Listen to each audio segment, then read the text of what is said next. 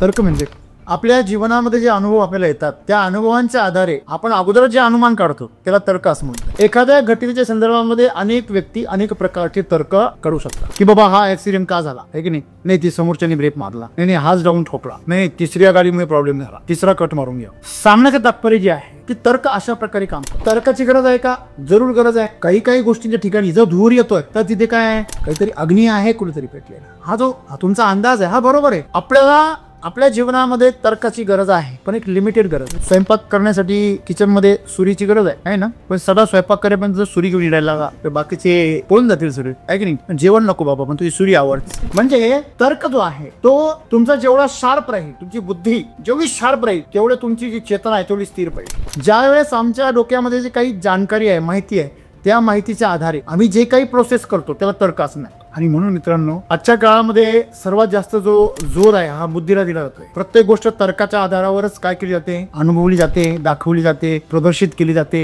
व्यक्त केली जाते। आणि त्याच्यामुळे तुम्ही काय होताय, विदूषक सिद्ध होताय। काय विदूषक म्हणजे काय की हास्यास्पात्र अशा प्रकारे आपण बरोबर ना। मग तर्काचा वापर करण्याच्या ऐवजी आम्ही करायला पाहिजे तर्काच्या चौकटीमधून बाहेर येतोय। आम्ही जे जीवन अनुभवले तेवढं जीवन जर आम्ही समजलो तर आम्ही तर्काच्या चौकटीमध्ये अडकतो। मग आम्ही तर्काच्या चौकटीच्या बाहेर कसं यायचं, तर आम्ही जे जाणतो आहोत त्याला शून्य समजा, म्हणजे जाणणं बाकी आहे हे अनंत आहे हे लक्षात। मला सांगायचं एवढंच आहे, या बुद्धीची, या विज्ञानाची, या भौतिक जगाची एक मर्यादा, त्या मर्यादेपर्यंत तुम्हाला तर्काचा उपयोग होईल, पण त्याच्या पुढे तुम्हाला अतर्की अशा प्रकारचं जीवन जगायचं आहे। आणि खरा जो आनंद आहे तो अतर्की जीवनामध्ये। मग तर्काचा वापर कुठपर्यंत आहे, तुम्हाला भौतिक जगतामध्ये सुविधा निर्माण करायची तेवढ्या बस। घर बांधायचं आहे, हा तर्क लाव, कसं लावायला पाहिजे, काय करायला पाहिजे, लावतो, काही प्रॉब्लेम नाही। पण त्या घरामध्ये घर असावे, घरासारखे नकोच नुसत्या भिंती, तिथे असावा प्रेम जिव्हाळा, नको तो नुसती नाती नको, प्रेम जिव्हाळा पाहिजे। आणि म्हणून आपण जीवनाचा जो आत्ताचा जो आनंद आहे, या क्षणाचा तो आनंद घ्यायला शिकलो पाहिजे। आम्हाला जी नाती मिळाली त्या नात्यांचं सुंदरता आम्ही टिकवली पाहिजे। आम्ही प्रत्येक ठिकाणी डोकं लावत बसणे आणि आपलं जीवन सुंदर केलं पाहिजे। आपल्या नात्यामध्ये, आपल्या कामामध्ये, आपल्या जीवनामध्ये हर तर्काच्या आहारी जायचं नाही। अशा प्रकारे जर आपण आपलं जीवन जगलो, एक माणूस म्हणून आपण सुंदर जीवन।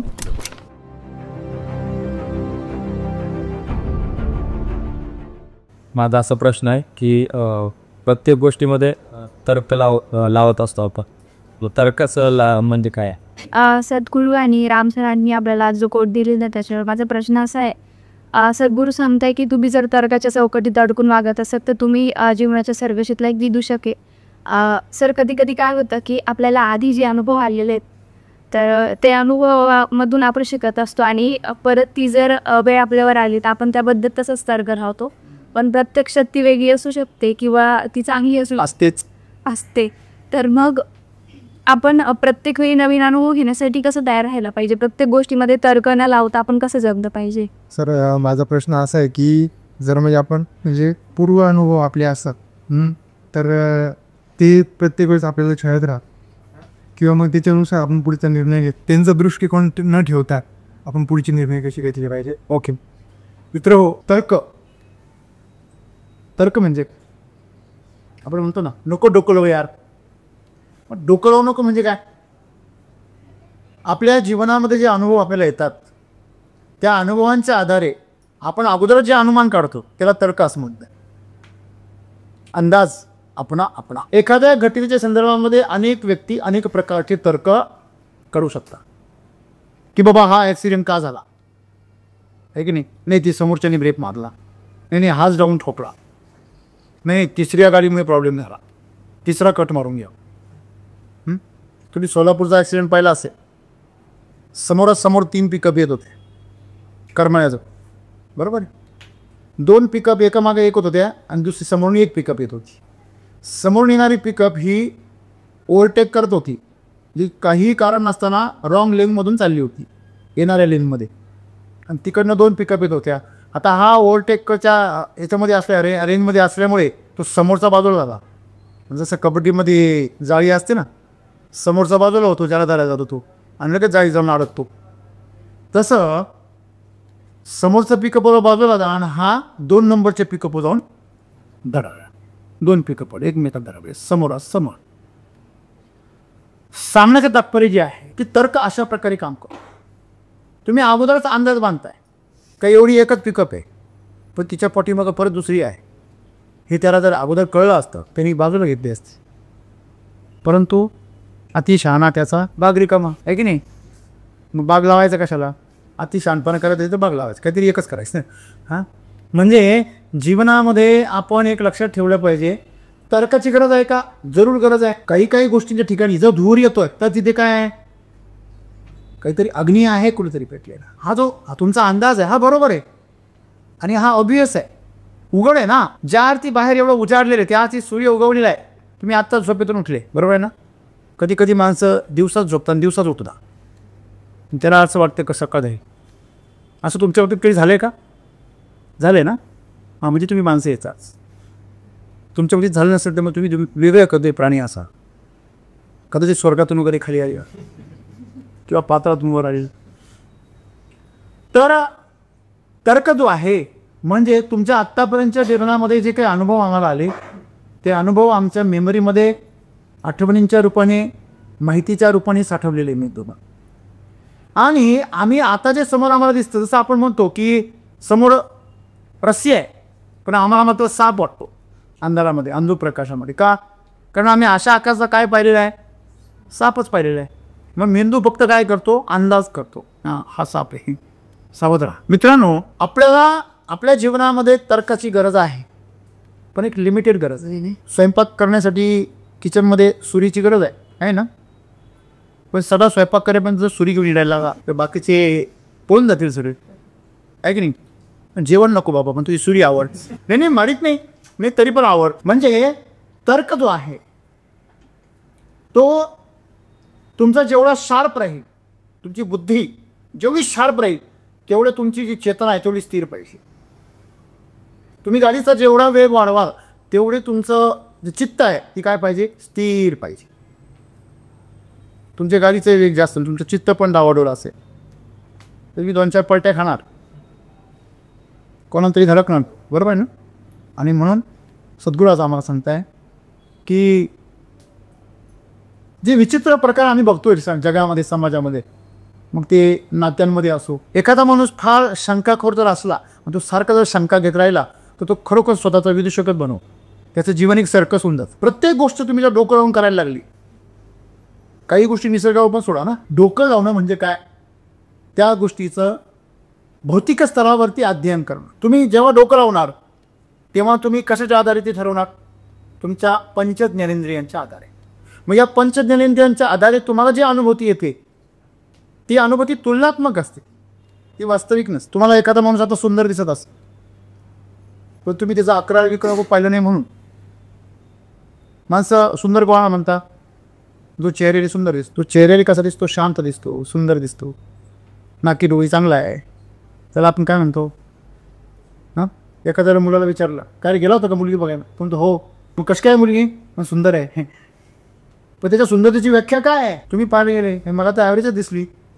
मग त्याला सुंदर कशी दिसू राहिली?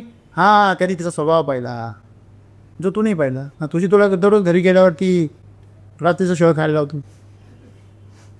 आणि बाहेर गेल्यावर हिरोईन दिसती. फिगर खराब होईल म्हणून बाळ होऊन देत नाही. अशी आताची पिढी नाही आहे का?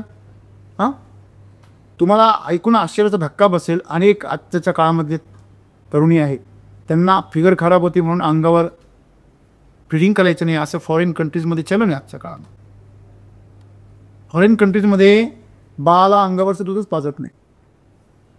ते हळूहळू आपल्याकडं IT मधून घुसायला लागले आणि IT घुसायला लागतं. तर हे जे कल्चर आहे आपल्या इथे, हे कल्चर जादा बुद्धिमत्तेला महत्त्व दिल्यामुळे, बुद्धिमत्तेची आम्हाला गरज आहे. तर्क म्हणजे बुद्धी. ज्या वेळेस आमच्या डोक्यामध्ये जे काही जाणकारी आहे, माहिती आहे, त्या माहितीच्या आधारे आम्ही जे काही प्रोसेस करतो त्याला तर्क असणार. तुमच्याकडे ज्या ज्ञानाचा साठा आहे, ज्ञान या शब्दाचा चुकीचा वापर होईल, माहितीचा जो साठा आहे तुमच्याकडे, त्या माहितीच्या साठ्याच्या आधारे तुमचा मेंदू जे काही प्रोसेस करतो त्याला म्हणायचं तर्क, बरोबर आहे ना? आणि म्हणून जे लोक जास्त मेंदूवर जास्त भरोसा, आजच्या काळामध्ये तुम्हाला शिक्षण प्रणालीच अशी दिलेली आहे का जास्तीत जास्त आम्ही कशावर भरोसा ठेवतो? कशावर ठेवतो?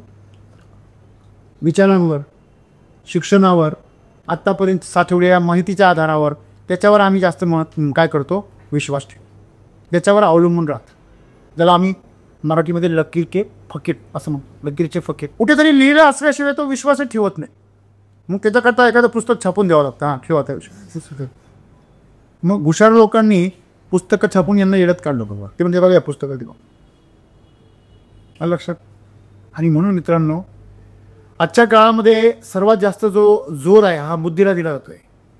प्रत्येक गोष्ट तर्काच्या आधारावरच काय केली जाते, अनुभवली जाते, दाखवली जाते, प्रदर्शित केली जाते, व्यक्त केली जाते. आणि त्याच्यामुळे तुम्ही काय होत आहे, विदूषक सिद्ध होत आहे. काय विदूषक? विदूषक म्हणजे काय की हास्यास्पात्र अशा प्रकारे आपण बनतो आहे की नाही. का बरं बनतो आपण असं? आपण एखाद्या गोष्टीच्या हास्यास्पात्र का बनतो? कारण जी गोष्ट सहजरित्या व्हायला पाहिजे ती गोष्ट गुंतागुंतीची बनते. बरोबर आहे की नाही. आता तुम्ही जर रेसिपीचं पुस्तक पाहून जर स्वयंपाक करायला शिकले तर स्वयंपाक झालाच सुद्धा समजा. एक स्त्री स्वयंपाक करत होती आणि खीर करत होती. खीर करता करता फॅन चालू होता, ते एक पान पलट.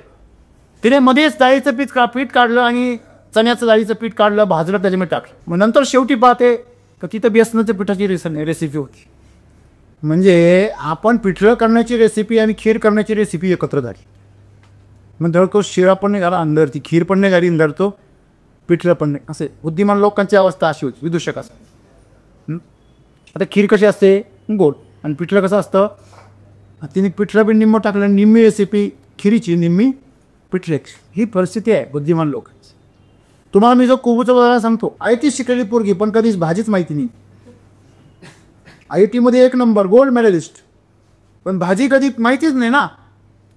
मग नवऱ्यानं आणलेलं कोबीला सोडून फेकून दिला, आतमध्ये भाजीच नाही सापडली. ती म्हणजे भाजीच नाही चमक. तिथं काय कॉम्प्युटरची चिप करून घालायची मध्ये. म्हणजे तुम्ही फार बुद्धिमान आहे ना. वरून नवरा म्हणते तुला भाजीच आणते, तर्क काय तर्क आहे? कारण कधी पण तिनं पाहिलेलं आहे का वरती पाला असून आतमध्ये भाजी असते, मग तिला सोडायची सवय. बरोबर आहे ना. सांगण्याचं तात्पर्य असं आहे की आपण जीवनामध्ये विदूषक का बनतो, दुसऱ्यांच्या विनोदाला पात्र का बनतो? कारण आपण तर्काचा अति वापर करतो. बरोबर आहे ना. मग तर्काचा वापर करण्याच्या ऐवजी आम्ही करायला पाहिजे, तर्काच्या चौकटीमधून बाहेर आतो. आम्ही जे जीवन अनुभवले तेवढं जीवन जर आम्ही समजलो तर आम्ही तर्काच्या चौकटीमध्ये अडकतो. मग आम्ही तर्काच्या चौकटीच्या बाहेर कसं यायचं? तर आम्ही जे जाणतो आहोत त्याला शून्य समजायचं, म्हणजे जाणणं बाकी आहे ते अनंत आहे हे लक्षात. आपल्याकडे जी बुद्धी आहे, आपल्याकडे जी क्षमता आहे, तिला कायम चॅलेंज करायचं. जे आपल्याला जाणून घ्यायचं आहे त्याला कधी चॅलेंज नाही करायचं. आपण उलटं करतो.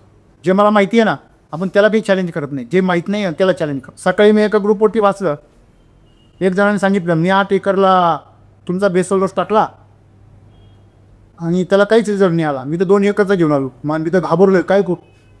म्हटलं तू वापरूच. मग दुसऱ्या बुद्ध्या माणसांनी काही जरी केलं तर अपयशच येतं. तुम्हाला तुमच्या बुद्धीवर विश्वास नाही, तुम्ही दुसऱ्यांच्या विचारांवर विश्वास ठेवा.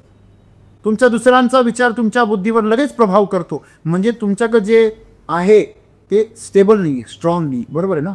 तुम्हाला दुसरा प्रभावित कधी करतो सर. समुद्रामध्ये एखादं जहाजाचं ऑइलचं जहाज फुटलं तर समुद्राचं किती दिवसांमध्ये किती होईल? काहीच नाही. किरकोळ 1-2 किलोमीटर मचारीमध्ये होईल. बरोबर आहे ना. ते सॅटेलाईटमधून दिसणार पण नाही, एवढं छोटंसं, एका टक्का नाही एवढं बस. बरोबर आहे की. म्हणजे समुद्र मोठा आहे म्हणून त्याच्यामध्ये जे प्रदूषण आहे ते छोटं दिसतं.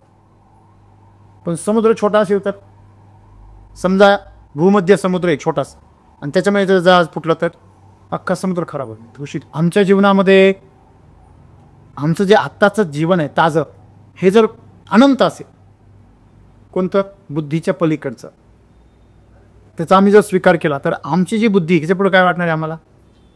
कशी वाटणार आहे? अतिशय क्षुद्र, एकदम क्षुद्र, किरकोळ. आणि म्हणून आज आमची उलटी गंमत काय आहे की आम्ही असं मानतो की आम्हाला जे ज्ञान आहे ते काय आहे खूप महत्त्वाचं, आणि जे बाहेर आम्हाला मिळवायचं आहे अजून ते काही गरजेचं नाही. मला काय गरज आहे? बरोबर आहे. तुला गरज नसेल तर नसू देत, परंतु तुला जे ज्ञान आहे ते त्याच्या पुढे काहीच नाही आहे हे तू नेहमी लक्षात ठेवलं. आणि हे ज्यावेळेस कळतं ज्यावेळेस तुम्हाला कळतं की समोरचा माणूस फार हुशार आहे, त्यावेळेस तुम्ही काय करता? शट युअर माउथ, बोलायचं का? कारण तिथे बोलल्यावरती काय हात दाखवून अवलक्षण. आपल्याला आधीच माहिती आहे ही हातात काय आहे, कशाला दाखवून आणखीन टोमणे मारून घेतो. तशा प्रकारची अनुभूती. आपल्याला जेव्हा कळतं की समोरचा व्यक्ती जादा बुद्धिमान आहे, तेव्हा आपण त्याच्यापुढे अगोदरच काय करतो? शरणागती पत्करतो, आहे की नाही, सरेंडर करतो. तसं या अनंत सृष्टीबरोबर जे तिचं ज्ञान आहे, तिची बुद्धी आहे, ही विश्वबुद्धी आहे, तिच्यापुढे आमची बुद्धी काय कायम शरण गेली पाहिजे. आम्ही उलटं करतो, तिला शरण आणायचा प्रयत्न करतो. रावाने काय केलं? चॅलेंज केलं ना, बरोबर आहे ना? कंसाने काय केलं होतं? चॅलेंज केलं होतं. मला देव म्हणा. कोण? विष्णू. कोण? भगवान. मला देव म्हणा, आणि जो म्हणणार नाही तो लगेच मृत्यूदंड. हिरण्यकश्यपू स्वतःच्या मुलाला मारण्याचा प्रयत्न केला, सख्या मुलाला. का? कारण मला देव म्हणा, मी सोडून दुसरं कोणी देवच नाही आहे, मीच तुमचा पालन करताय, मीच तुमचा जीवन विधाता आहे, मी ठरवलं त्या दिवशी तुमचं जीवन संपवू शकतो आणि पाहिजे तो पण तुम्हाला जगवू शकतो, असं म्हणा. माझी पूजा करा, देव तुमच्या देवाऱ्यामध्ये माझी मूर्ती ठेवा. शेवटी पोरांनी संपवली मूर्ती. संपवली की नाही? म्हणजे सांगायचं तात्पर्य काय आहे की तुम्ही या विश्वाच्या बुद्धीला आवाहन करू शकत नाही. आणि म्हणून तेच शेवटी त्या हिरण्यकश्यपूचं काय झालं? विदूषकच झाला. आता पोट फाडलं म्हणलं, अजून काय पाडेल? बरोबर नाही ना? आता कंसाची गंमत पहा. लहान पोराने मागलं बाचारे, बरोबर आहे की नाही? तेव्हापासून कंस मामा जास्त प्रसिद्ध आहे. मामा आणि कंस. गणितामध्ये पण एक कंस आहे. कंसाचा जो अर्थ आहे तो गुणिलेचा होतो, माहिती तुम्हाला? ते बहुतेक त्याच्याकडून झालेले कंस. कंस म्हणजे फुल. 2 कंसात 3 म्हणजे किती? 2 गुणिले 6. हे कंसाचे सुद्धा फजिती केली की भगवान श्रीकृष्णाने बाल्य अवस्थेमध्ये त्याचा वध केला. मित्रांनो, लहान पोराकडून किती असं झालं सगळं. हॅलो, मी कल्पना करा. अरे रावणाला वानर सेनेने हरवलं. ह्याच्यापेक्षा काय हसू व्हायला पाहिजे? काय डोकं, मी पंडित, सगळ्या विद्यांचा मी ज्ञानी, आणि वानर. इंद्रजितासारखा विश्वजित इंद्राला ज्याने जिंकलं होतं, इंद्राला, इंद्रियांसहित इंद्राला जिंकलं होतं बघा. इंद्र म्हणजे इंद्रियांचा देवता. तो वर कुठे बसलेला नाही. हेच इंद्र सगळे आपली इंद्रिय जे आहेत, त्या इंद्रियांचा राजा म्हणजे इंद्र. त्या इंद्राला ज्याने काय जिंकलं होतं तो इंद्रजित विद्या विभूषित होता, पराक्रमी होता, देवांना हरवलं होतं, देवांना बंदी बनवलं होतं. हनुमानाला ज्यावेळेस ब्रह्मास्त्र हनुमानावर चालवलं ते इंद्रजितानेच चालवलं, बंदी बनणार नव्हता तो इंद्रजित. एवढे बलाढ्य त्याच्याकडे काय होते? अहिरावण महिरावणासारखे बलाढ्य शूरवीर पाताळत होते. कोणाकडे? रावणाकडे. ज्यांच्या रक्ताच्या थेंबातून नवीन राक्षस तयार व्हायचं. एक थेंब पडला का नवीन राक्षस. मायावी क्लोन सिस्टीम असेल तेव्हा किती अद्ययावत बघा ना, तुम्ही विचार करा. म्हणजे आपण हे समजून घेतलं पाहिजे, रावणाची फजिती झाली एवढा ज्ञानी असून सुद्धा, कंसाची फजिती झाली एवढा शक्तिशाली होता, हिरण्यकश्यपूचं असे हाल झाले. म्हणजे सांगण्याचं तात्पर्य असं आहे की लहान मुलाला आव्हान देतो, स्वतःच्या मुलाला, लहान मुलाला आव्हान देत होता. कुठे तुला नारायण लॅपटॉप? हां, तो म्हटलं कुठे? सगळी काय मत ते काय बावळे पण सगळी काय हे खांबात आहे, कोणी आहे मांडी लात निघाला नरसिंहाबाई, उचलला मांडीवर घातला पाडून, बघ गोमलं नाही 2 वाजून गेला. तुम्ही असले की नाही? अशा प्रकारे विदूषक बनून तुम्ही जीवन संपवता. आणि आत्ताच्या काळामध्ये आज आपण बघतो जेवढ्या शास्त्रज्ञांनी रासायनिक खतांचा औषधाचा शोध लावला ते सध्या विदूषकच आहेत ना. त्यांना तोंडही दाखवता येत नाही आताच्या काळामध्ये. तुम्ही जरी म्हणले यांनी रासायनिक खतांचा आणि औषधाचा शोध लावला, याचा सत्कार का? कल्पना करू मग एखाद्या कार्यक्रमाची अशी. म्हणजे सांगण्याचं तात्पर्य काय की बुद्धीचा दुरुपयोग आहे, बरोबर आहे ना. आणि म्हणून तर्काच्या कसोटीमध्ये तुम्ही हे भौतिक जीवन अनुभवू शकता. म्हणून त्याची एक मर्यादा आहे. कुठलं? तुम्ही एखाद्या पदार्थाचं चव तुम्ही तुमच्या जिभेने घेऊ शकता, त्याचा स्पर्श तुम्ही हाताने घेऊ शकता, त्याची गंध तुम्ही तुमच्या नाकाने घेऊ शकता, परंतु त्याच्यामध्ये लपलेलं जे प्रेम आहे, आईचं जे प्रेम आहे, बनवणाऱ्याचं जे प्रेम आहे, ते प्रेम, त्याचे जे भाव आहे, ते इंद्रियांच्या पलीकडे, ते इंद्रियाच्या आवाक्यात नाही, बरोबर आहे. ते एक पदार्थ आईने केला आहे, एक पदार्थ पत्नीने केलेला आहे. दोन्हीमधला पदार्थ तुम्ही नाही पिकू शकत, पण तुमचं शरीर ओळखतं का त्या शरीरामध्ये असं काहीतरी इंद्रिय आहे जे या इंद्रियांच्या पलीकडे, अतिंद्रिय ज्याला असं म्हणतात, इंद्रियांच्या पलीकडे, हार्डवेअरच्या पलीकडे, सॉफ्टवेअरच्या बी पलीकडे. आता जिथून सॉफ्टवेअर निर्माण होतं तिथलं आहे, सगळं कळलं हो. पण मग जिथून सॉफ्टवेअर निर्माण होतं ते नाही कळलं, मग ते तर्कातीत आहे. जे प्राण आहे तुमची ते तर्कातीत आहे, ते तर्काच्या आवाक्यात येत नाही. माणसाच्या शरीरातल्या प्रत्येक अवयवाचं स्कॅनिंग करता येतो, फोटो काढता येतो, त्याचं सगळं, त्याचा बिघाड दुरुस्त करता येतो, बिघाड तपासता येतो, सर्व काही करता येतं. पण माणसाच्या शरीरामध्ये जे प्राण आहे त्याचा आजपर्यंत फोटो काढता आलेला नाही, त्याचा आजपर्यंत कधी स्कॅनिंग करता आलेलं नाही, कारण ते बुद्धीच्या.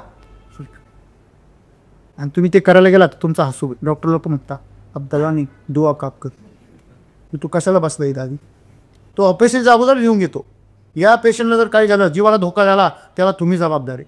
आणि ऑपरेशन कोण करणार आणि कोण मेडल लावणार. MS इंग्लंडला काय ब्रह्मदेव मुक्कामाल आहे का, तर तिकून डिग्री घेणार. एक लक्षात घ्या, मला सांगायचं एवढंच आहे, या बुद्धीची, या विज्ञानाची, या भौतिक जगाची एक एक मर्यादा, त्या मर्यादेपर्यंत तुम्हाला तर्काचा उपयोग होईल. पण त्याच्यापुढे तुम्हाला अतर्की अशा प्रकारचं जीवन जगायचं आहे. आणि खरा जो आनंद आहे तो अतर्की जीवनामध्ये. मला सांगा, एखादी मॅच आहे ती तुम्हाला माहिती आहे, कालच घडलेली आहे, आणि तुम्ही ते आज त्याचं परत रिपीट टेलिकास्ट बघताय, तुम्हाला किती मजा आहे. तुम्हाला सर्व माहिती आहे, कोण हारलेले आहे, कोण जिंकलेले आहे, कोणी काय स्कोर केलेला आहे, सर्व माहिती आहे तुम्हाला. दुसरं उदाहरण घ्या, तुमचं लग्न झालं आणि तुम्ही लग्नाची कॅसेट बघताय, हळद उतरायच्या दिवशी भेटली अर्जंट. प्रत्यक्ष ते घडत असतानाचा जो आनंद आहे, तो अनुभव आहे, तो तुम्ही जिथं नाही अनुभवू शकत. सिनेमा पाहून तुम्हाला स्वतः पात्र केल्याचा अनुभव नाही होणार, ती कल्पना आहे शेवटी, काही पण करतो, बरोबर आहे ना. म्हणजे प्रत्यक्ष अनुभव घेत असताना जो अनुभव आहे तो तर्कातीत आहे, तो तुम्ही दुसऱ्याला देऊ शकत नाही. देऊ शकता का तुम्ही इथं बसले, बरोबर आहे की नाही, आणि तुम्ही सुंदर अशा प्रकारचं आवडतं जेवण तुम्हाला जेवण करायला भेटलं, आणि तुम्हाला तुमच्या पत्नीची ती फेवरेट डिश आहे, किंवा तुमच्या मित्राची, किंवा तुमच्या जवळची कोणाची पण आहे, आईची, वडिलांची, कोणाची असेल, आणि तुम्ही ती खाताय, आणि त्यांना व्हिडिओ कॉल करून त्यांना दाखवते, तर तुम्हाला काय वाटतं बघ, काय फिलिंग असेल समोर. तुम्ही वर्णन करून सांगताय, अशी टेस्ट आहे, अशी टेस्ट आहे, काय सांगू, कसं आहे, असं आहे, तसं. तुमच्या चेहऱ्यावरून एक्सप्रेशन करण्याचा तो काट प्रयत्न करताय, त्यांच्यापर्यंत काय पोचे, त्यांची वासना भडके, तृप्ती मिळेल का. आणि तुमचा भयंकर राग दाखवणार नाही, ते त्यावेळेस नाही दाखवणार, दुसऱ्या वेळेस दाखवणार, त्यावेळेस ते दाबून धरणार. बिचारा कमी तुम्ही दाखवतोय तरी, बरोबर आहे ना. पण मला का नाही खायला नेलं म्हणून तुझं राग आहे ना, तो मनात जागाव. समजा तुम्ही एखाद्या ठिकाणी गेले आणि बायकोला फक्त दाखवलं की ही साडी बघ किती सुंदर आहे, पुढच्या वेळेस तुम्हाला तिथे नेणारच ती. तोपर्यंत अन्न गोड नाही लागत, तोपर्यंत काय कालवाला आळणी होईल, नाही तर खारट होईल, नाही तर पातळ होईल, तर जाऊन ते का होतं असं. कारण अशी काही गोष्ट आहे जी तर्काच्या पलीकडे, जी बुद्धीला पकडता येत नाही, अनुभवांना पकडता येत नाही, बरोबर ना. आणि म्हणून सुखगुरू आम्हाला सांगता की आज आमची जी नाती आहेत, गीत पाहताना मला तरी नाही ह्याच्यापेक्षा आणि हिच्यापेक्षा पण चांगलं आहे. ठीक, कसं चांगलं आहे, नाही पगार चांगला आहे, ते नाही दिसायला चांगली आहे, बरोबर आहे ना, नाही बोलून चांगली आहे. अरे पण ती फक्त तुझा पगार चांगला आहे तो पण तर चांगली आहे बोल. बघा, जेव्हा भागीदारीमध्ये व्यवसाय सुरू करता किंवा दोन लोक एकमेकावर व्यवहार करता, सुरुवातीला व्यवहार सुरू होताना, कुठलंही नातं नवीन तयार होताना माणसं किती गोड वागता हो. तोंडात साखर, डोक्यावर बर्फ, हृदयावर दगड, असं वागतं सुरुवातीला, आहे की नाही. जरी काही वाईट वाटलं तरी पण दाबून धरता नाही, थांब, आहे की नाही. गोड गोड बोलता, राग आला तरी डोकं थंड ठेवता. कधीपर्यंत, जोपर्यंत समोर काय आहे, स्वार्थ आहे. एकदा त्यांचा स्वार्थ संपला, जिभेवर काढलं, डोक्यावर विस्ताव, आणि हृदय तर डायरेक्ट मोबाईल फाडलेलाच असत, हनुमानासारखं आतमधला राग दिसावं. म्हणजे आपण हे जर पाहिलं जीवनामध्ये, ही जी आमची जी एक पाखंडता आहे, ही पाखंडपणाने आमचं जीवन काय झालेलं आहे, उद्ध्वस्त झालेलं आहे. आज आम्हाला नात्यांमध्ये तृप्ती का नाही, आम्हाला आज आमच्या कामामध्ये आनंद का नाही, किंवा आम्ही जे काही करतो, जे जगतो, जे आमचं जीवन आम्ही सुंदर बनवलेलं आहे, त्याच्यामध्ये आमचं जीव का रमत नाही. कारण सगळीकडे विश्वासघात, सगळीकडं ढोंग आहे, सगळीकडं प्रदर्शन आहे, सत्यभाय कमी. सत्य तर्काच्या पकडीमध्ये येत नाही. आणि जे तर्कामध्ये पकडलं जाऊ शकतं ते सत्य असू शकत का? कारण सत्य हे प्रवाही आहे. मला सांगा, नदी कशाला म्हणतात? नदी कशाला म्हणतात? वाहत्या पाण्याला. हॅलो, वाहत्या प्रवाहाला काय म्हणतात? नदी. ते थांबलेलं आहे त्याला काय म्हणता? डबकं म्हणता. हॅलो, बरोबर आहे की नाही? तुम्ही नदी पकडू शकता का? नाही. तुम्ही नदी पकडेपर्यंत ती वाहून गेलेली असेल, म्हणजे नदी पकडली जाऊ शकत नाही. का? तुम्ही पकडली की ती नदी राहतच नाही ना. आणि म्हणून ओशो रजनीश फार सुंदर म्हणतात की लग्ना अगोदरची जी मुलगी आहे ती प्रत्येक तरुणाला आवडते त्याच्याच आयुष्यात. मी त्यांनी जिच्याबरोबर लग्न केलं ती त्याला लग्नाच्या अगोदर खूप आवडत होती, पण लग्न झाल्या की त्याला आवडायची पण. याचं कारण काय आहे सायकोलॉजिकल? एखादं फुलपाखरू आहे, ते मस्त मोकळं फिरतंय, कसं वाटतं? मग त्याचे पंखदा धरून घेतली चिमटीमध्ये, मग कसं वाटतं? ते आपल्या ताब्यात आहे पण ते उडत नाही. ते उडताना सुंदर दिसतं, पण आता उडत व्यवस्था वाटत नाही. मग आपण काय करतो? हां, तू इथेच उडायचं बघ, एवढ्या कोडीत ह्या कोपऱ्यात जायचं, ह्या कोपऱ्यात जायचं, इकडे तो मी 2-4 कुंड्या आणून द्यायचं आणि वरून म्हणायचं तुझ्यामध्ये तो मोकळ्या निसर्गामधला आता चमक राहिली नाही. यांनी उभट खोलीमध्ये आणून ठेवलं, वरून कासरा लावून ठेवला बंधनांचा. म्हणजे स्वातंत्र्य हिरावून घेतलेला माणूस तुम्हाला कधीच सुंदर दिसू शकत. म्हणजे लग्न नेमके तुमच्याकडून ते स्वातंत्र्य हिराव. तुम्हाला डोळे आहे पण त्यांनी विशिष्टच बघायचं, का नाही पण विशिष्टच ऐकायचं. हे जे रेखा आहे ही तुम्हाला तुमच्या मेंदूद्वारे घालून दिली जाते आणि म्हणून जीवन तुमचं काय होतं? दुःखी होतं. बरोबर आहे ना? आणि म्हणून तुम्ही नदीला थांबवलं की त्याचं काय म्हणतं?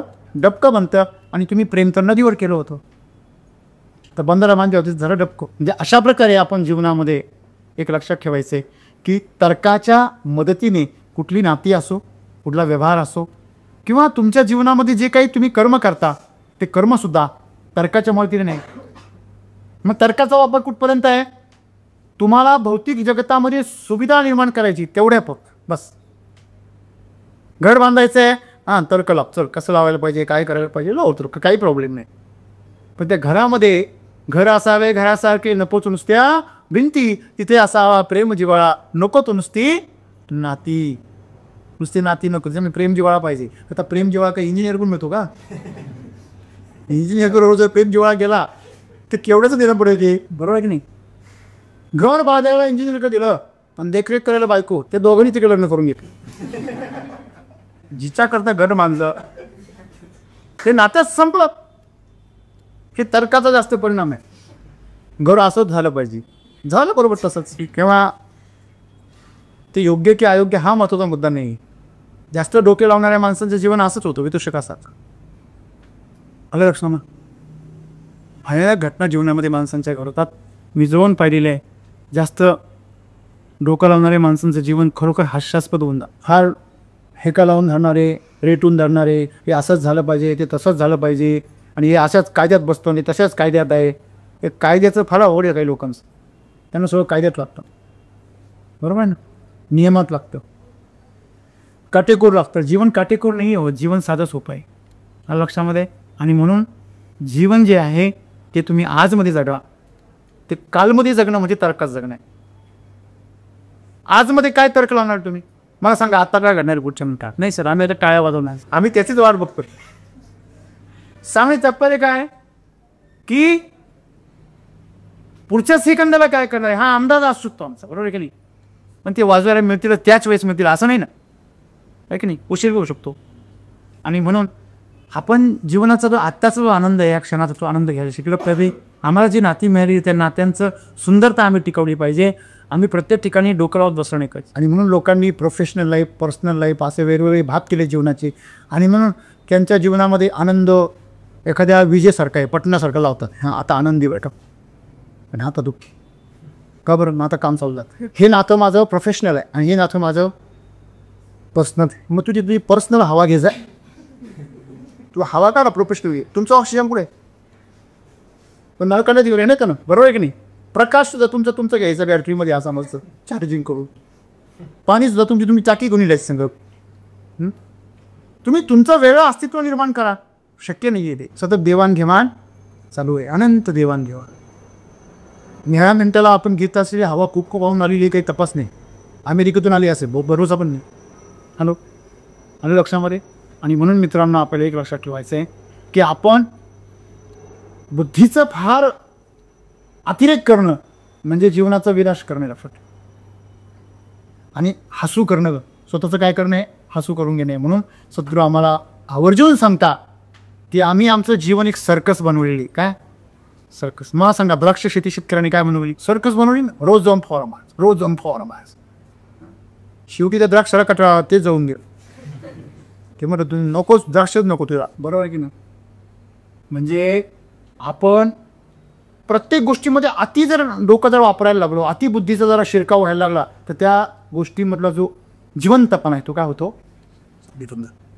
आर्टिफिशियल, काय कृत्रिम जीवन माणसाचं. या बुद्धीच्या अतिवापरामुळे, अतिरेकामुळे जीवन कसं बनलं?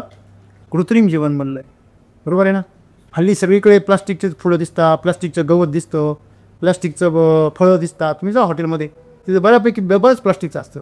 आता प्लास्टिकचे कांदे दिसायला लागले, कोबी फ्लावर प्लास्टिकची दिसायला लागली. काही दिवसांनी माणसं पण प्लास्टिकची मिळते, अवयव प्लास्टिकची मिळते.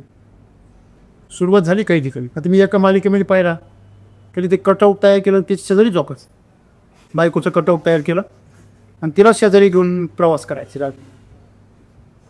बायको माहेर गेली रुसून, मी कटआउट तयार केलं, तिच्याशिवाय कर्मेना. मला सांगा, ही विकृती नाही आहे ना? मग ही विकृती तुम्हाला तर्काच्या अतिरेकामुळे निर्माण होते. लक्षामध्ये. आणि ह्याच्याकडेच समाज चाललेले आहे. जे मूळ आनंद आहे, जे प्रेम आहे, ती होती तेव्हा कमीपणा घेतला असं काय बिघडलं असतं? ती गेल्यावर कटआउट टॅक्स. त्याचं नाव फार सुंदर आहे ना, कटआउट. तुमच्या जीवनामधून जीवन कमा कटआउट होईल हे करणार नाही. म्हणून तुम्ही जीवन जसं आहे तसं स्वीकारा. जर हृदयाने जागायला शिका. थोडी हृदयाला जागा द्या. आलं लक्षात? आणि म्हणून आज आपल्या जीवनामध्ये शांतता, समाधान का नाही आहे? कारण आम्ही मेंदूचा खूप जास्त वापर करतो. बऱ्याच जणांना घरी गेल्यावरती जे काम संपून घरी बसले की बराच वेळ शांत राहावं लागतं. तो पण तो मेंदू शटडाऊनच होत नाही. एवढा गरम धायरा असतो तो. प्रत्येकाला डोकं लावायचं. कसं शक्य आहे? मग डोकं लावायचं मी मग काय करायचं? हृदयाने बोलायचं. बरोबर आहे ना? शांततेने प्रतिसाद द्यायचा, प्रतिक्रिया द्यायची नाही. प्रतिक्रिया देणं हे बुद्धीचं काम आहे आणि प्रतिसाद देणं हे हृदयाचं काम. मग आपण कोणतं काम केलं पाहिजे? हृदयाचं. नाही, लोक गैरफायदा घ्यायचा. मी तर खूप वेळा सांगतो, काय फायदा घेणार तुमचा? फायदा घ्यायला तुम्ही काय ठेवलं आहे का? हां, एक केमिकलचा शेतकरी म्हटला, तुम्ही लुटायच निघाले. म्हटलं लुटायला तू काय माती ठेवलं आहे का? तू अगोदर लुटून बसला. तिला लुटायची भाषा कोण करतो? ज्यांनी लुटून थकला तो करतो. त्याच्याकडे लुटायला काहीच शिल्लक नाही, तो ओरडतो. चोरच ओरडतो, चोर चोर चोर, तोच ओरडतो. हा लक्षामध्ये. म्हणून आपल्या या जगामध्ये बुद्धीने सगळीकडे काय केलेलं आहे? थैमान घातलेलं आहे. शहाणपणाचं, सोफिस्टिकेटेडपणाचं, शिष्टाचाराचं, दांभिकपणाचं, दिखाऊपणाचं प्रदर्शन. बाहेरून एकदम रंगरंगोटी, कुठल्याही गोष्टीला एकदम आकर्षक, आणि आतमध्ये सगळा भुसा भरले. अशी वस्तुस्थिती आज. बरोबर आहे ना? आणि म्हणून आपण पॅकिंगवर जाऊ नये. जुन्या काळामध्ये शब्दकोळे सोडवले का त्याच्यावर बक्षीस असायचं. शिलाई मशीन बक्षीस असायचं त्यावेळेस ते जुन्या काळामध्ये. मग शिलाई मशीन पाठवण्यासाठी काय पाठवा? शिलाई मशीनचा ट्रान्सपोर्टचा खर्च पाठवा. मग शिलाई मशीन असायचं समजा त्यावेळेस 800-700-800 रुपये. आज काय 7,000-8,000 रुपये किंमत असेल. ही गोष्ट 20 वर्षापूर्वीची, 25 वर्षापूर्वी. मग दिल्लीवरून असायचं ते ना, दिल्लीवरून शब्दकोळे यायचं आणि ते सोडून सोपं असायचं, सोडून पाठवायचं. तिकडून शिलाई मशीन लागली, तुम्हाला पत्र यायचं. त्या पत्रामध्ये असं असायचं का 150 रुपये फक्त काय पाठवा? पोस्टेजचा चार्ज पाठवा. इकडून आपण 150 रुपये पाठवायचे आणि तिकडून शिलाई मशीन घ्यायचं. असं एवढा बॉक्स यायचं. काय आनंद व्हायचा. शिलाई मशीन पोहून आनंद व्हायचा. पण ते उचलल्या भीती वाटायची. हलकं खूप काय ना, एवढं हलकं शिलाई मशीन. पण नाही असं जर आता जपान मेड वगैरे असं, चायना मेड वगैरे हायफाय असं ना, नवीन तंत्रज्ञान वगैरे. मग ते सोडवलं आणि घरी नेलं का बॉक्समध्ये परत बॉक्समध्ये बॉक्स. हे काय रंगड आहे? ओ पॅकिंगच त्यावेळेचं 20 रुपयाचं. सगळ्यात शेवटी एवढा बॉक्स. तर एवढं छोटं शिलाई मशीन. मग खोल्यावर तिथून सुई निघायची. बुद्धीचा अतिरेकाने लोकांनी अशा प्रकारे समाजाला फसवलं. आणि मग आपण मित्रांनो, ही चालबाजी जी आहे ही फार टोकाची आहे. बरोबर आहे. तुम्ही कोर्टात पण जाऊ शकत नाही. शिलाई मशीन तर कोण बोलते, शब्द खेळ आहे. आणि हे बुद्धिजीवी लोकच करतात. लक्षामध्ये का तर हे बघा, सुरुवातीच्या काळामध्ये बँका आल्या. हे बँका काय म्हणायच्या, फ्लॅट रेट म्हणजे जर बाहेर जर कर्जाचं जर पतसंस्थेचा रेट जर 11% असेल तर यांचा फक्त 7%. आपल्याला वाटायचं अरे 7% किती भारी, बरोबर आहे की नाही. मग जेव्हा आपण कर्ज घ्यायचो आणि नंतर असं कळायचं की पहिले 3 वर्ष फक्त व्याजाचे हप्ते, पहिले 3 ते 5 वर्ष काय फक्त व्याजाचे हप्ते, म्हणजे मुद्दल कमी होतच नाही ना. मग मुद्दा जर कमी झाला नाही, नुसतं व्याजच चालू आहे, तर ते कर्ज केवढं प्रॉब्लेम पडतो. मुद्दा जर कमी होत गेला तर तुमचं रिड्युसिंग पाहिजे ना, तर ते रिड्युसच होत नाही. आणि तुम्ही जर बंद करायला गेले, क्लोज करायला गेले, तर ते कमीत कमी 3 वर्ष क्लोज नाही करते. आणि जर केलं तर दंडासहित भरवला. म्हणजे आज मेला पुन्हा तू शकते. हे कधी कळतं, आज मेल्यावर कळलं का तुम्हाला. म्हणजे बँकांनी बरेच वर्ष अशा प्रकारे सामान्य लोकांना फसवलं, बुद्धिमत्तेने फसवलं. असं काही नाही की बाबा इलिगल केलं, ते लिगली फसवलं.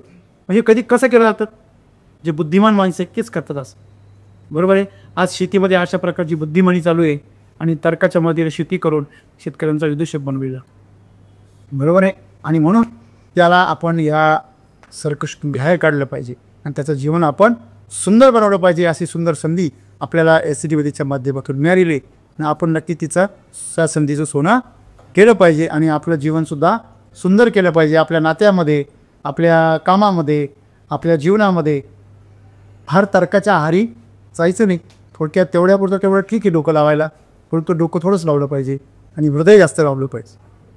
लक्षामध्ये अशा प्रकारे जर आपण आपलं जीवन जगलो तर एक माणूस म्हणून आपण सुंदर जीवन जगू शकतो.